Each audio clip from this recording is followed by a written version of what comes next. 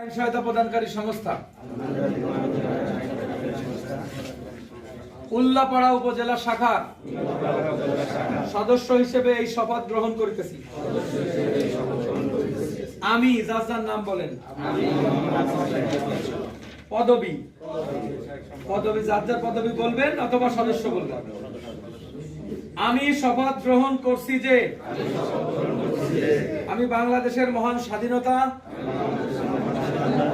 ও সংবিধানের উপর পূর্ণ বিশ্বাস এবং আস্থাশীল,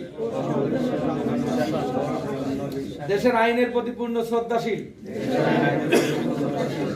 আন্তর্জাতিক মানবাধিকার আইন সহায়তাকারী সংস্থা